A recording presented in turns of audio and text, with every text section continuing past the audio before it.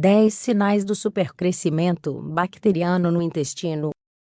O supercrescimento bacteriano no intestino pode causar muito mal-estar, por isso é importante conhecer suas causas.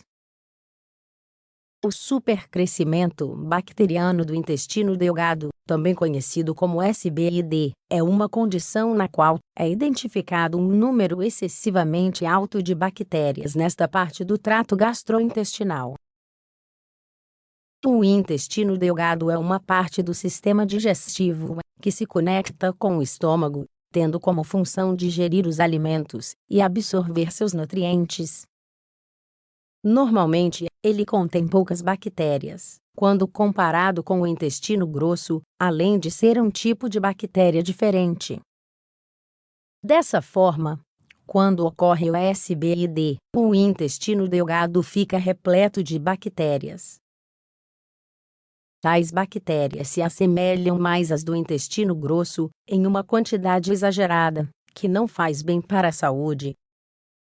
O que causa supercrescimento bacteriano? Em um cenário normal, o estômago recebe o alimento, e então, o mistura com os ácidos gástricos e sucos digestivos. Em seguida, transporta o alimento até o intestino delgado, onde os nutrientes são absorvidos pelo organismo, e o que sobra é enviado ao intestino grosso, onde a água será absorvida, e as fezes serão formadas. Doenças neurológicas e musculares, como a diabetes mellitus, inflamações no pâncreas e a esclerodermia podem prejudicar esta atividade do sistema gastrointestinal, fazendo, assim, com que mais bactérias se mantenham no intestino delgado. Obstruções físicas decorrentes de cirurgias bariátricas, ou da doença de Crohn, por exemplo, também podem causar o acúmulo de bactérias.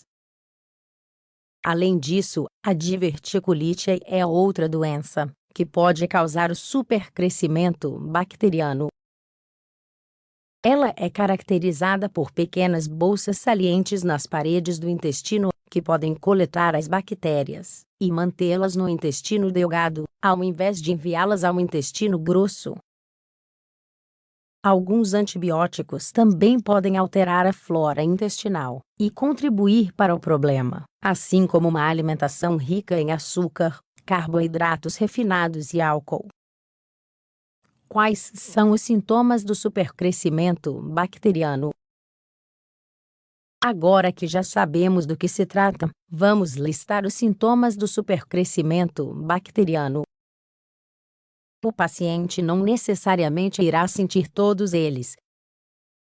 Da mesma forma, caso haja o aparecimento de somente um ou dois esporadicamente, também não significa que o SBID se desenvolveu. Sendo assim, caso você apresente os sintomas de forma contínua e persistente, consulte um médico para obter um diagnóstico confiável. Existem testes simples que podem identificar a doença, portanto, não ignore os sintomas. Estes são os 10 principais sintomas associados ao SBID: flatulência e gases em excesso, distensão abdominal, representada por um inchaço exagerado, incômodo e contínuo na região do abdômen, diarreia crônica, prisão de ventre, que costuma ocorrer com menos frequência que a diarreia, desconforto, cólicas e dores abdominais fortes e constantes, diagnóstico de outras doenças relacionadas ao trato intestinal, como a síndrome do intestino irritável ou inflamações intestinais em geral, intolerância a alguns nutrientes, como glúten, caseína, lactose ou frutose, por exemplo, má absorção de gorduras pelo organismo. Por causa deste sintoma, as gorduras acabam sendo eliminadas junto com as fezes, tornando-as mais pegajosas. Deficiência de vitaminas e minerais, principalmente de vitamina B12, já que o intestino delgado não está conseguindo absorvê-las corretamente. Doenças crônicas como a fibromialgia, diabetes, doenças autoimunes, distúrbios neuromusculares e síndrome da fadiga crônica, por exemplo. Quando o supercrescimento é severo e prolongado, os pacientes podem sofrer também com a perda de peso, já que os nutrientes não estão sendo absorvidos pelo corpo. Sendo assim, outra doença que pode surgir em decorrência da SBID é a anemia, devido à deficiência de ferro, que deveria ser absorvido pelo intestino delgado. Além disso, em alguns casos, os pacientes também podem sentir dores no corpo e cansaço exagerado. Tratamento do supercrescimento bacteriano. O tratamento geralmente inclui probióticos, antibióticos, ou uma combinação de ambos.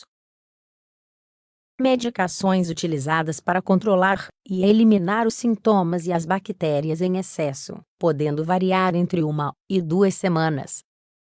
Lembrando que a ideia não é erradicar todas as bactérias, mas sim retornar sua quantidade ao nível normal necessário para o bom funcionamento do processo digestivo.